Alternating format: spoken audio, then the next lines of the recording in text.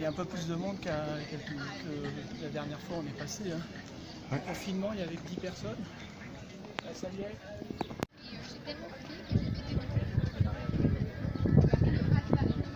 C'est bien.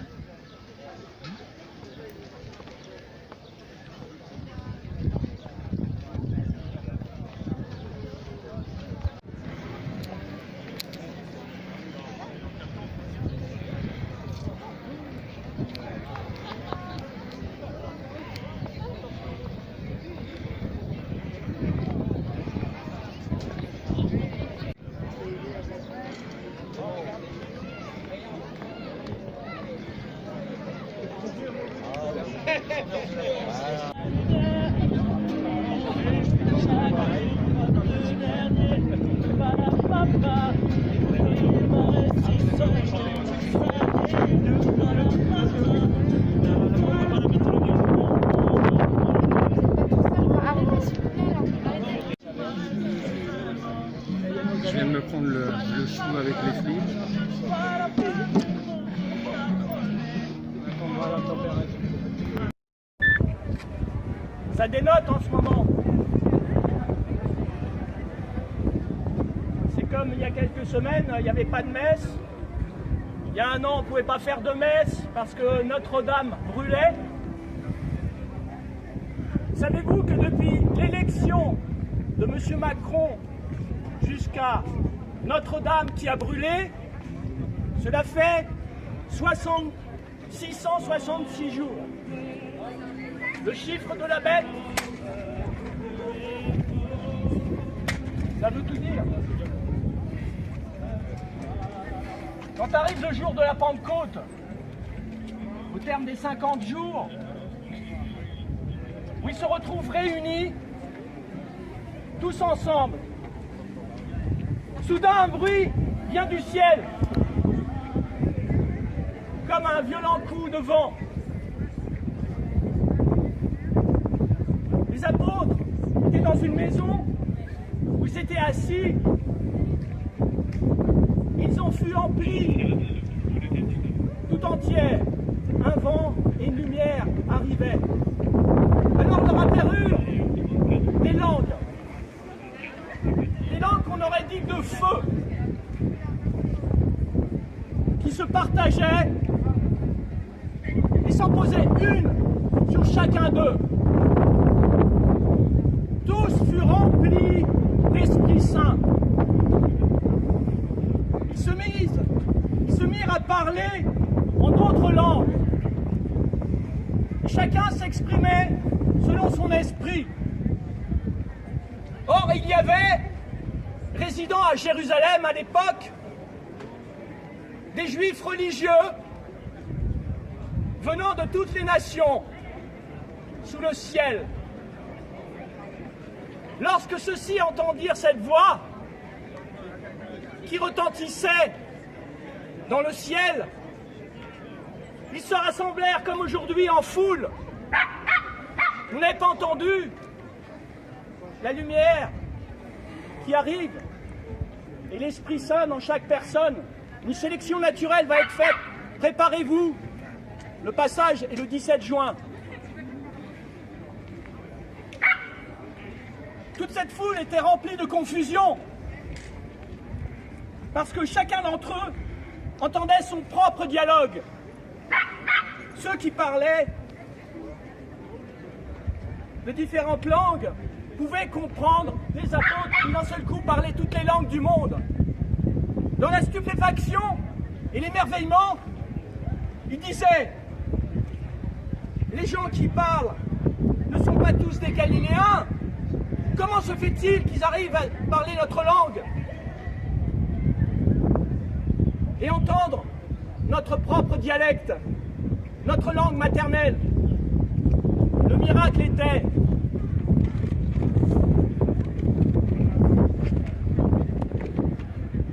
Partès, Médis, Élamites, habitants de la Mésopotamie, de la Judée, de la Caradoce, de la province du Pont, de celle d'Asie, de la Phrygie, de la Pamphylie, de l'Égypte, des contrées de Libye, proches de Cyrène, Romains de passage, Juifs de naissance et convertis, Crétois et Arabes, tous nous entendions parler nos langues avec les merveilles de Dieu.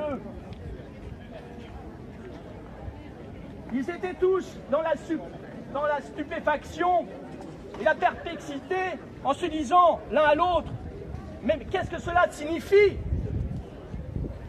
D'autres se moquaient et disaient, ils sont pleins de vin doux. Alors Pierre se leva et debout avec ses 11 apôtres, éleva la voix et leur fit cette déclaration. Vous, Juifs, et vous qui résidez à Jérusalem, sachez bien ceci, prêtez l'oreille à ma parole.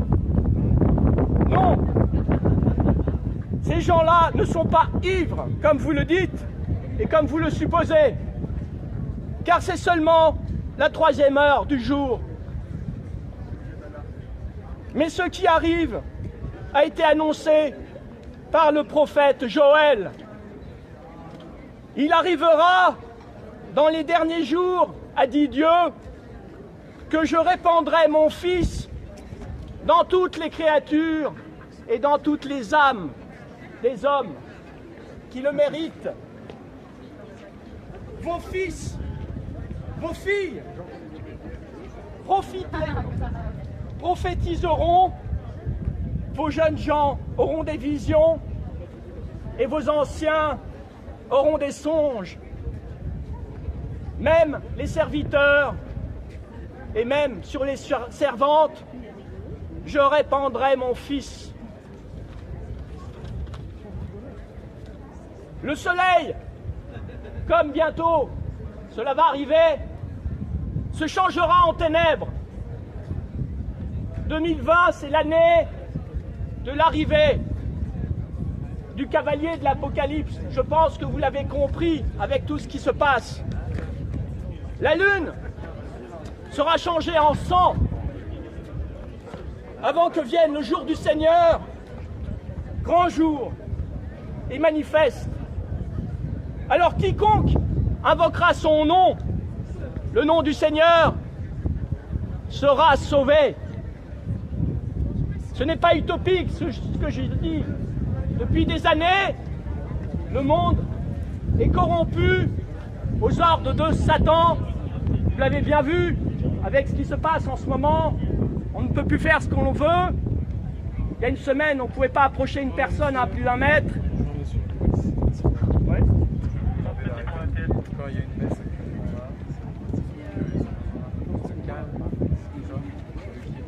Ce que je vous disais, la police m'a interdit de parler. J'étais sincère, je le ferai tout à l'heure, à tout à l'heure.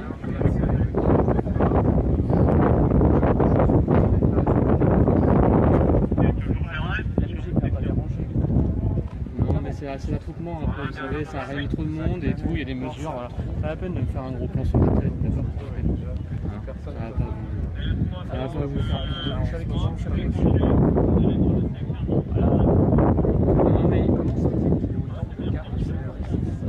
parce que les gens sont trop proches les uns les autres, vous savez, c'est on arrêtez avec ça. Monsieur, Changez de ton, on n'est pas des robots. Changez de ton. Il n'y a pas eu de problème. Il n'y a pas eu de problème avec ces virus. C'est le gouvernement le problème, c'est pas le virus. Changez de ton parce que Regardez, vous tremblez en plus. Bah oui, mais c'est insupportable. Si c'est pour nous agresser, si c'est pour nous agresser, Si, regardez, vous tremblez, vous riez, vous tremblez. Bonjour messieurs de l'église, merci de nous avoir renvoyés. Il paraît que ça vient de vous, vous avez honte, vous vous cachez, vous avez raison. Vous avez raison. Vous avez raison de vous cacher. L'église est devenue Lucifer, l'antichrist. Vous voyez, nous on a plus de boulot. Je suis comédien, j'ai plus de travail depuis ce moment où je n'avais plus de travail. C'est la cata. Mon texte a été un peu perturbé par les agents de la paix qui m'ont dit de faire un texte un peu plus bas. Le grand jour est manifeste. Alors quiconque invoquera le nom du Seigneur sera sauvé. Sachez qu'aujourd'hui, je peux vous dire que la porte se fermera le 17 juin. Priez jusqu'au 17 juin. Il y a une sélection naturelle qui va être faite. J'ai vraiment l'information en ce moment. Priez, priez. Connectez-vous à la spiritualité. Le 17 juin, les jeux sont faits. Hommes d'Israël, écoutez la parole. Il s'agit de Jésus de Nazareth, homme que Dieu a accrédité auprès de vous en accomplissant par lui des miracles. Il revient aujourd'hui, après sa comparution immédiate, sa condamnation judiciaire injuste. Et il serait temps aujourd'hui de revoir le procès de l'humanité. Cet homme livré selon le dessein bien arrêté et la préscience de Dieu, vous l'avez supprimé en le clouant sur la croix de bois par la main des impies. Mais Dieu l'a ressuscité. Il a passé un grand message. Il a ressuscité en le délivrant de la mort. Car il n'était pas possible qu'elle revienne en son pouvoir. Tu ne peux pas m'abandonner au séjour des morts, ni laisser ton fidèle voir la corruption. Et voir ton fidèle, la corruption. La corruption qui est là depuis 2000 ans. Que le mouvement des Gilets jaunes et d'autres ont commencé à allumer une étincelle, un feu pour vaincre Lucifer. Lucifer qui représente l'ego du système et son argent. Il ferait tout pour gagner de l'argent, jusqu'à nous vendre des masques, jusqu'à nous forcer à nous vacciner avec des gens qui ont donné leur âme à Satan.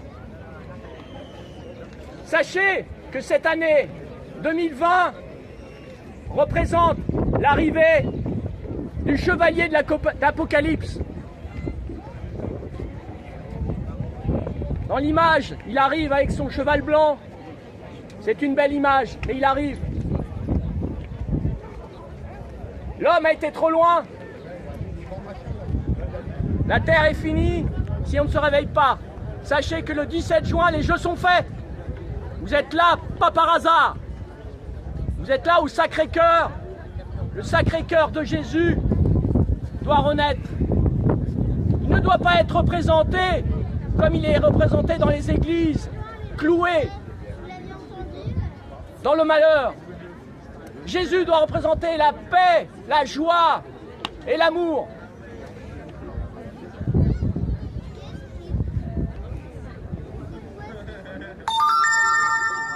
Il faut vraiment faire disparaître Satan. Détournez-vous aujourd'hui de cette génération sans âme, où tout le monde regarde la télé, tortueuse, et vous serez tous sauvés. Priez Dieu.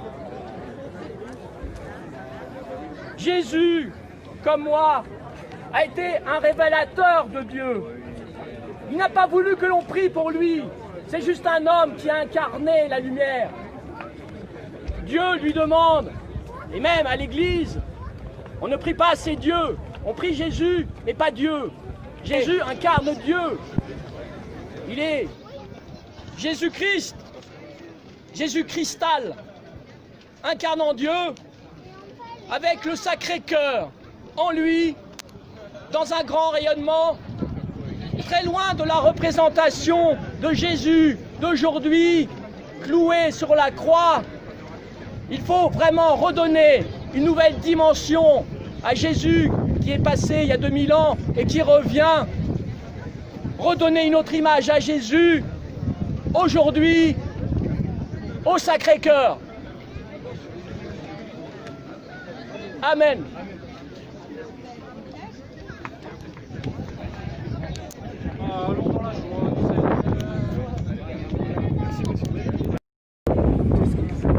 Et alors? C'est sympa. Par curiosité, j'étais curieux de savoir ce qu'il voulait. Les évangiles, c'est des évangiles dans la rue. C'est courageux de faire ça. De parler de l'évangile.